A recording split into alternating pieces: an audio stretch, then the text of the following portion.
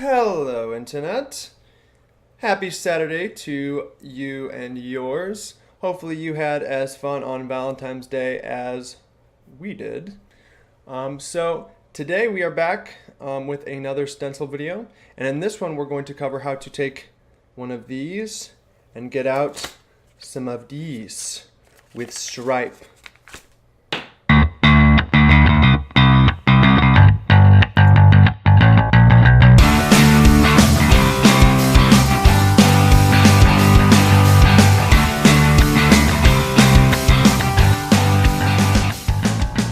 So what we are going to be doing today is we're going to be using the Stripe Elements library to build a component where we can pay with card. And it will look something like what you see here on the Stripe documentation. And as always, anything that you want to follow along, as far as like the Git Repo where this is stored, or the link to the documentation for Stripe, is all in la description. So feel free to jump down there and follow along. So you will need a Stripe account. So head on over to stripe.com, create a free account, and then once you log in, you'll be at the dashboard. So dashboard.stripe.com, and it will look something like this. And this is where we can kind of view everything. We can view our payments, our balance, our customers, stuff like that. And I've went ahead and I've flipped this switch down here for viewing test data. And this is going to allow us to basically interact with a test version of our dashboard so that we can actually make transactions and move money around without actually having to transact any real money or use our real card. So this is super valuable. And what we're going to do is we're going to head into developers and then click on API keys. And you'll see this key here is what we're going to need to initialize Stripe Elements to let it know like what account we're supposed to be talking to. And we get a different one from our live versus our test account. So we will need this later, so let's just leave this open. And so digging into our repo here, let's go ahead and create a component, right? So to do that, we could do it a couple different ways. We just create a new folder. We could use the engine command line tool and engine AC and add a component that way. Or we can use the extension that we found here recently called Stencil Tools. And it's a lovely extension for VS Code by Nate Moore. And it lets us really easily right-click on our components directory and click this Generate Stencil Component button. Then we can name our component, Pay with Card. And it's automatically going to generate us a new component here with a CSS file, a TSX file, and even a test. And I'm going to go ahead and get rid of the test for now. And then on my paywithcard.tsx, I'm going to prefix my tag just so that I don't get it confused with someone else's pay with card component. So cool, so there is our new component. Let's wire that up to our gallery here so that we can actually see this guy in action. So we're gonna copy one of our organisms here and we're going to paste, and this is going to be a pay with card, and this is going to be a Stripe Elements card component. And in here we want engine dash pay with card. Cool, so now with that, let's go ahead and do npm start and start our build. And we should see our new component rendered on the page, and it says hello pay with card. Okay, now that we've got our component created and we are all set up with our Stripe account, we can now jump right into actually implementing the Stripe elements. So to do that, let's head over to the documentation here and click on HTML. And one of the first things we'll see here at the top is a script tag that will pull in the Stripe Elements library. So we're going to jump into our index.html, and then right in the head of our document, we're just going to paste that guy in.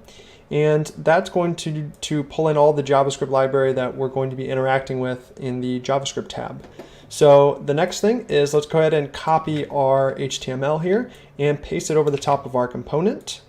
And we're going to see, after I format this guy, we're going to see some red, or a red squiggly here.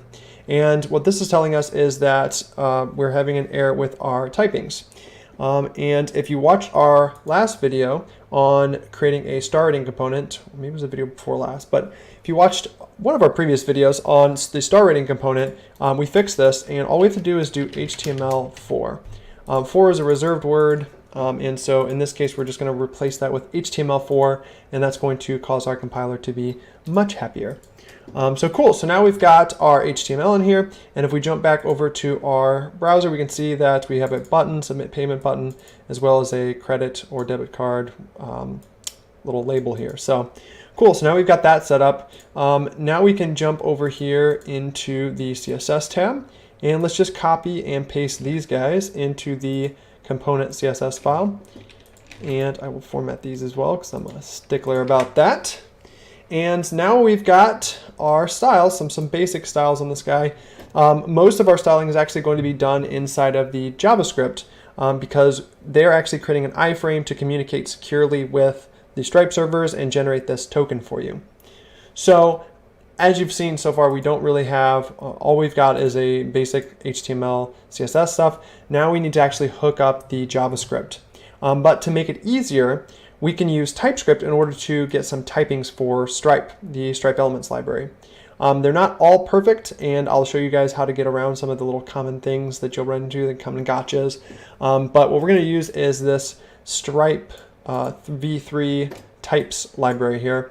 And to install that, let's just kill our build, and then we're going to run npm install --save dev, because we don't need this as an actual dependency. We just need it to compile. So we're going to save this as a development dependency. --save dev at types /stripe-v3. And so this is going to go about installing a package into our project here under our dev dependencies. You can see here under the package.json. And automatically anything that's underneath this @types namespace is going to be rolled into TypeScript and compiled out so we can get all of those typings. So what we can do now is start to jump into the JavaScript. So the very first thing here you can see is we go ahead and set this Stripe variable, and we initiate or initialize the Stripe Elements library. And what we pass in here is that public key from earlier in our dashboard. You can see that key here, if I was on the right tab, that key here is what matches the public key over here. So if you've already logged in, it should be already there and ready to go. And if not, head into your dashboard, click on your API keys, and grab it from there. So let's go ahead and grab that guy, and we will start to initialize our Stripe elements. And a good place to do this would be component did load. So component did load loads after the custom element has been replaced with the HTML and all that stuff has been rendered in the DOM. Then this component did load method will fire, which is exactly what we're looking for in this case. And instead of using a variable in this case, let's actually save a property on our class here. Let's make Stripe a variable, and then let's go ahead and use the typings stripe.stripe, and now we can say this.stripe equals stripe, and there's our public key for our test instance. So now we've initialized Stripe. Now we need to initialize the elements, and this one we don't actually need to save anything to the class here. Let's use a const though instead, and this dot stripe elements. And then what we're going to do next is set up some styles that we want to use. So these are the custom styles. You don't have to change any of these if you don't want to, but this is where you can kind of change the color, the line height, different stuff that that might make your component here look a little bit more in brand, because again, Stripe renders all of this in like an iframe so that they can securely handle the credit card, generating a token off of the credit card information. Okay, so we're going to create this const variable for styles, and then we're going to initialize, we're going to create a card, and this is where we're going to save something to state. So we're going to import state up here, and we're going to create a new state item, state property called card, and it's going to be stripe.element.element. And I'll show you where we get that from actually. So if you look here, we've got card, and then you can see here if I highlight over elements.create, it tells us that we are going to be basically passing in stripe elements element type and then a set of options, and then it's going to return, that's what this little colon here is, it's going to return us an instance of stripe.elements.element. So that's where I knew to get this typing from here. So I'm going to say this.card equals elements.create. There we go. And now I've got basically the card element created. So I've created like a card, and now I need to basically tell that to render onto the screen, or I need to bind that to an element on our component. So we've got this line here to do that. So we can say this.card.mount, and then we pass in the HTML element that we want to bind this to, or an ID or selector for that. So we're going to use an ID of card-element. Cool. So now we've got the creation of the card element, and then we'll dig into all of these event listers and such that are below here. But at this point, we should be able to head back over to the browser. If we npm start and run our build again, we should be able to head back over to the browser and see our card component, this time with, there we go. So now you can see the Stripe card number field and the month and year and date, as well as the CVC. So there is our now Stripe elements component inside of our component. So now we've created this guy. What we want to do now is we want to listen for when something changes and see if there's any kind of an error, and then report that error. So if we look into the documentation, you'll see that's what's happening right here. And we instead of doing it the way that they have here, we're going to do it slightly differently. We're going to do this.card. And then we're going to use our autocomplete here because they say add event listener. But in the typings that doesn't exist. So we're going to use on, and this should work the exact same way. And we're going to do change. So we're listening for a change in the card field. And then what we're going to do is we're going to pass in a function, and we're going to use a fat arrow function instead of a regular function so that we have access to this within this function. So what we're going to do here is let's set another item on state here called air, and let's make that a string. And then we're going to, instead of, they kind of target, what they're doing over here is they're saying, okay, get me this card errors element, and then fill in this error. We're going to use our state in this case because we're using Stencil, and that's what we freaking do. Okay, so let's go ahead and right here, we will make a closing div tag, and then we will put inside of this guy this dot error.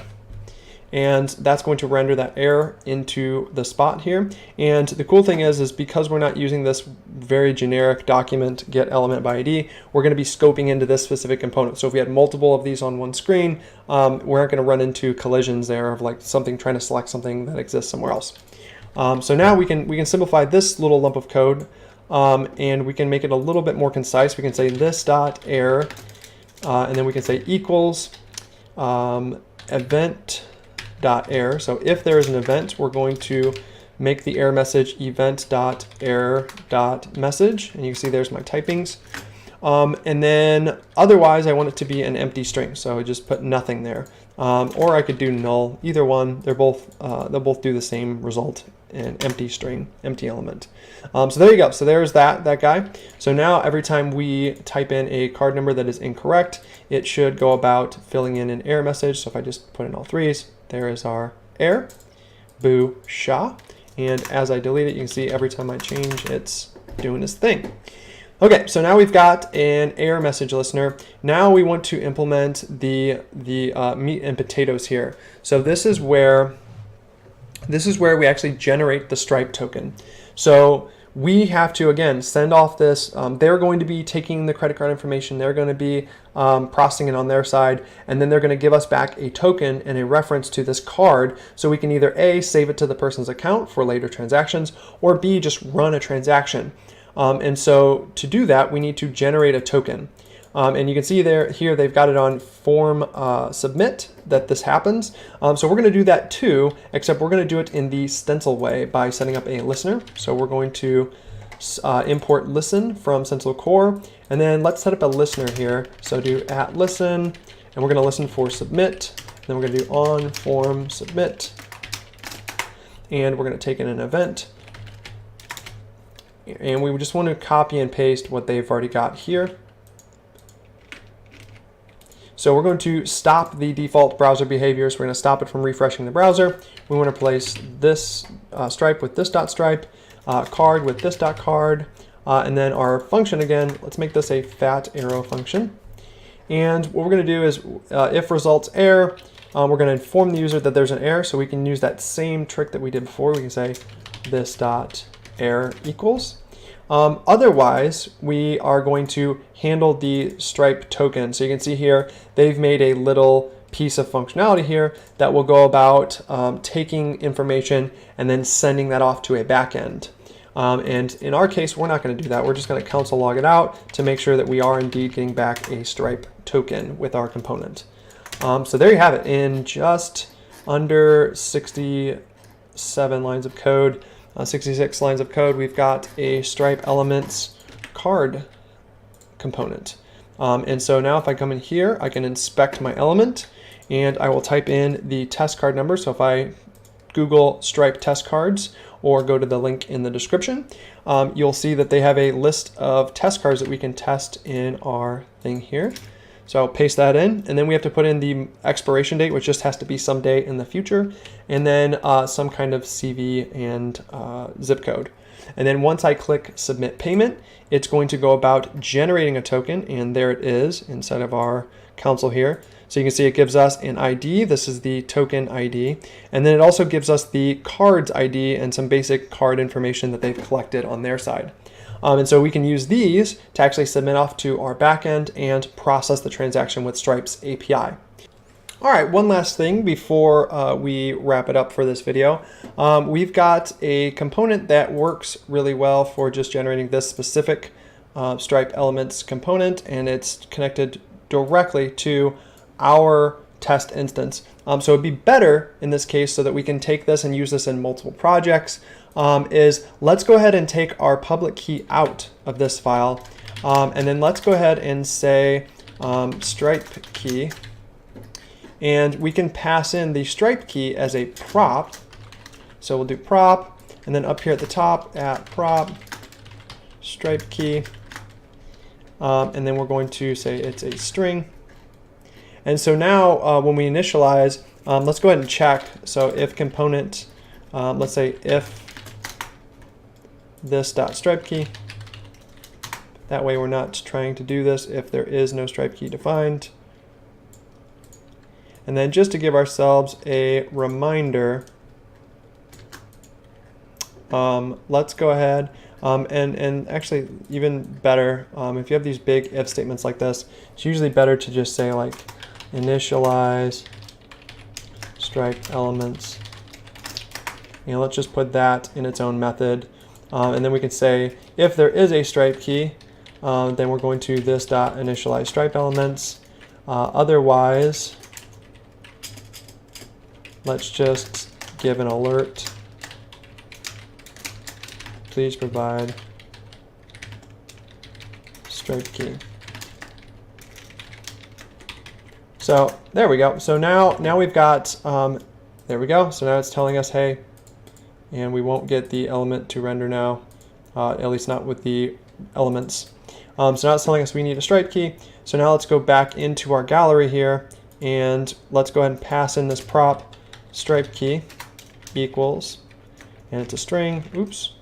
And we just want to pass in, again, if we go into our dashboard here, we can grab our API key and paste it as a prop. And now this component is completely, completely decoupled. Like we can use this in any project, and it stands on its own. It's independent. So there we go. So now if we head back over to the browser, we should be able to see there's our Stripe component. Boom. there you have it. There is a Stencil Elements take card payment information component. And again, if this was helpful, please like this video, subscribe, because this week we're going to then take this component, we're going to take that token, submit it off to a backend. We're going to make a Google Cloud function on Firebase in order to talk to Stripe's API and then actually transact money. So stay tuned for that, and we will see you this week.